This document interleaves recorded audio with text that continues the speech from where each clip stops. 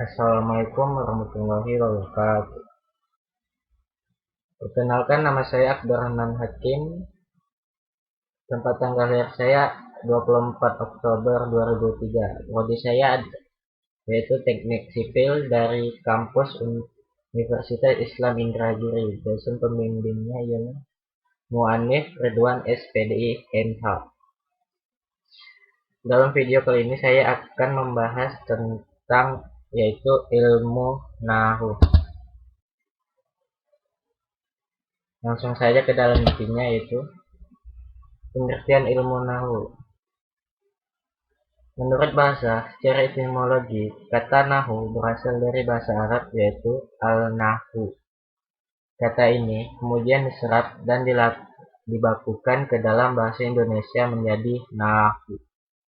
Dan menurut istilah, ilmu Nahwu adalah ilmu tentang prinsip dan kaidah-kaidah bahasa Arab. Fungsinya untuk mengidentifikasi kedudukan sebuah kata berbahasa Arab dan bunyi harakat akhirnya disebabkan pertemuan dengan kata lain dalam susunan kalimat dari segi i'rab dan bina. Selanjutnya, tujuan disusunnya ilmu Nahwu. Tujuan utama penyusunan ilmu Nahwu ialah agar bahasa Arab yang fasih dan tetap terjaga, sehingga Al-Quran dan hadis Nabi juga terjaga dari kesalahan.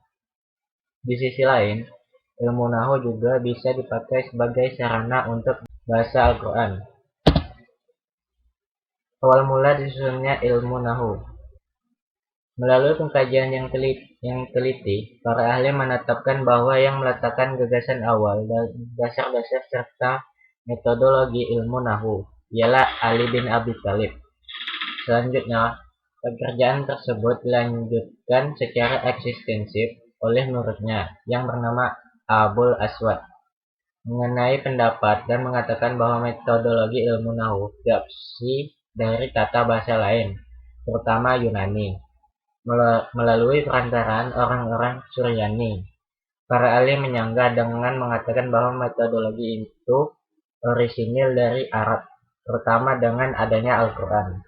Para ahli mengatakan bahwa tata bahasa Yunani memang sempat berkumpul dan mengaruhi ilmu Nahwu. Namun itu terjadi setelah ilmu Nahwu sendiri sudah berada di tengah-tengah formasinya.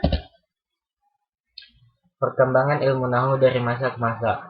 Yang pertama, periode perintisan dan penumbuhan atau periode Basrah. Perkembangan pada periode ini berpusat di Basrah, dimulai sejak zaman Abdul Aswad sampai munculnya Al-Halil bin Ahmad, yakni sampai akhir abad ke-1 Hijriah. Periode ini masih bisa dibedakan atas dua subperiode, yaitu masa kepeloporan dan masa perkembangan. Masa kepeloporan tidak sampai memasuki masa Daulah Abbasiyah. Ciri-cirinya ialah belum munculnya metode qiyas atau analogi, belum munculnya perbedaan pendapat, dan masih minimnya usaha kuantifikasi.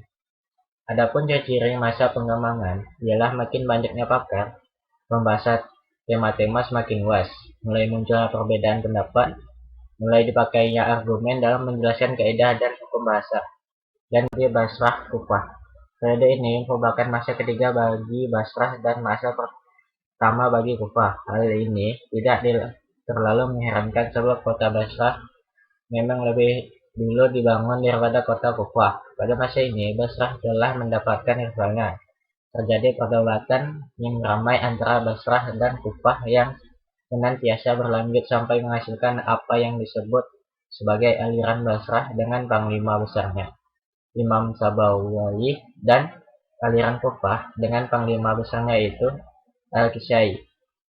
Pada masa ini, ilmu Nahwu menjadi sedemikian luas sampai membahas tema-tema yang saat ini kita kenal sebagai ilmu saraf. Yang ketiga, periode penyempurnaan dan tajrih atau periode Baghdad. Di akhir periode Imam Al-Ru'asyi dari Kufah telah meletakkan dasar-dasar ilmu sorof. Selanjutnya, pada periode penyempurnaan, ilmu sorof dikembangkan secara progresif oleh Imam Al-Mazini. Implikasinya, semenjak masa ini ilmu sorab dipelajari secara terpisah dari ilmu nahwu sampai saat ini. Masa ini diawali dengan hijrahnya para pakar Basrah dan Kufah menuju kota baru Baghdad.